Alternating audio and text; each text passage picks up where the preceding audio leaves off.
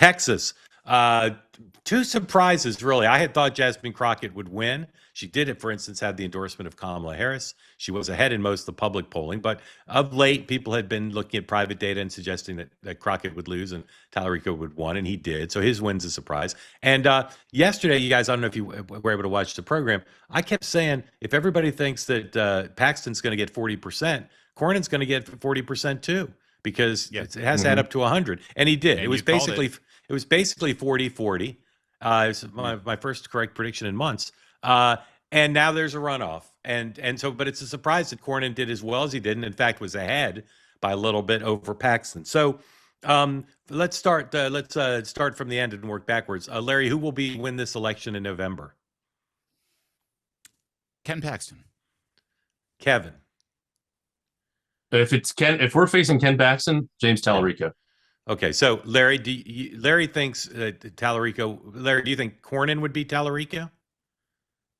I think either Republican will beat Talarico. And Kevin, do you think Talarico could beat Paxton, but not Cornyn? Correct. Okay, so I don't understand why the president wouldn't endorse Cornyn. I've been predicting this for a while, that after the first round that he'd endorse. That's all right. We don't need to listen to Mr. Cooper, but thank you for throwing it up. He's on Morning Joe to raise money. Here's the thing. Chris LaCivita is one of the president's top 2 or 3 political advisors. Jeff Rowe is running the Paxton campaign. Here's how Chris LaCivita... And is hated among the Trump... And is hated among the Trump folks, right? For his support of DeSantis in the past. Here's how Chris LaCivita feels about Paxton and Jeff Rowe. 117, please. He tweeted last night, "Hey, Ken Paxton and Jeff Rowe, the second wave is going to be a bitch." Okay? Now, in addition... Still a family show this morning. Yeah, I got to read what I got to read. John Thune and the Senate establishment want the president to endorse Cornyn because he's an incumbent, and they don't want to have a messy primary because they're worried Paxton would lose the general election. In addition, they just got to save the money. I mean, it's going to cost so much money, and I know MAGA likes Paxton, but I mean, the president goes against MAGA all the time when it's in his interest. So, Larry, and again, I think it's going to happen, but what's the argument against it except personal loyalty to Paxton for the president not to just take this off the table? Because Paxton could lose to Talarico. I don't know that he would, but he could. I don't agree. I don't think Cornyn can. Well, I was told that we had to elect David Dewhurst because Ted Cruz could never win the Senate back in 2012. Yeah. Remember, by the way, in that people forget that went to a runoff too, but on the primary day, Dewhurst beat Cruz in the first round by like 10 points, and then Cruz crushed Dewhurst in the runoff. Cruz cruised. Yeah. Cruz cruised. So, there are a lot of people who have gotten egg on their face when they predict that Wendy Davis is the answer for Texas, or Beto O'Rourke is the answer for Texas. James Telerico is the same thing. Do not bet against whoever the Republican nominee is. And I think naively, President Trump will not endorse Cornyn over Paxton because I think he actually likes Paxton, and he thinks that Paxton will be a more loyal senator. Cornyn is fine, but he has not been great for Trump. There have been moments. Yes, hedge a little bit, Larry, because Trump could endorse Cornyn during this program. He could. You're right. I wonder if there's if I'm guilty of being naive, I am. Yes. Yeah. Kevin, I wonder if there's a little dynamic with Thune though too, and the fact that he's not doing what the president wants on the filibuster. Yeah, he doesn't like that. Yeah, the traditional Senate Republican folks. Yeah. Pushing him in a direction. I wonder if it was someone else and not Thune. But 100%. Paxton only spent $4 million. Cornyn spent $100 million. Of course, but remember that Chris LaCivita works for Thune for I know for Cornyn. It's wild. I know. Yes. Yeah. Anyway, Talarico. Strange bedfellows, Mr. Halpern. Not since Barack Obama in 2008 and Beto O'Rourke whenever has the press so slobbered over a guy. He's a talented guy. He's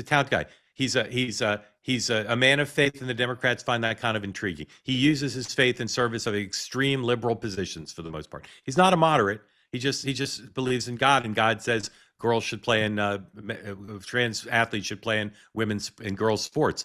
I think that's his position. Anyway, here's my point. This guy's got no scrutiny. He's got no scrutiny. They just slobber. His biggest problem is cleaning the slobber off of him. This story from December was in the New York Post. Okay, amongst the little scrutiny he's gotten, this story was in the New York Post. It's about his online habits. Do you have that headline? Did we have that? Do we not have that? I can't remember. Anyway, I thought we did, but we don't. I have it. The New York. Can I screen share? I know Larry has it. The New York Post story.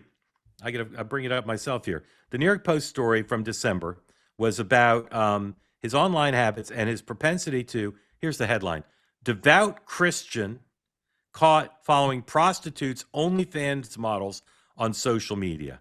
Okay, he follows he follows them. He had an exchange. Here's the headline: Talarico, a self-professed devout Christian, has been following prostitutes and porn stars on social media, even exchanging messages with some of the busty women. A new bombshell report revealed.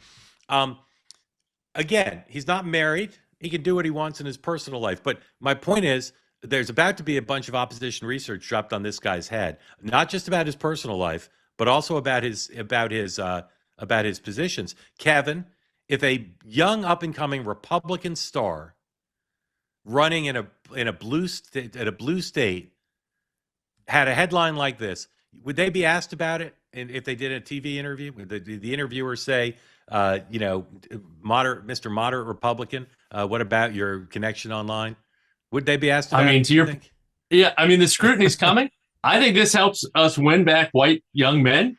So yeah. I'm all about this. If he's exchanging interactions with, he's a normal young guy, maybe engaging with these folks. He only committed adultery in his heart, like Jimmy Carter. And this actually could, he's a normal guy. Talarico leaked it. Young. The Talarico's team leaked that out. For the general, not for the primary. Do you guys know who broke the story? The New York Post story says, the outlet found, but it doesn't. I can't see who the outlet is. It seems like they were. I thought it was the. I don't know. I don't know how they found out that he was engaging with them too. Yeah. Well, I think they have the screenshots from one of the women the woman he texted with. But my favorite thing in the story, I guess the Post broke it, even though it says the outlet found. It's a little confusing. My favorite thing in the story is his campaign's explanation of why he did this. Quote, the social media team, including James, follows backs and engages with supporters who have large followings and does not investigate their backgrounds. While James was unaware of how these women make money, he does not judge them for it and will not play into an effort to smear them for clickbait articles. That's exactly what his Christian faith calls him to do. All I'm saying is Talarico. Amen. Here's what Talarico said in his victory speech last night.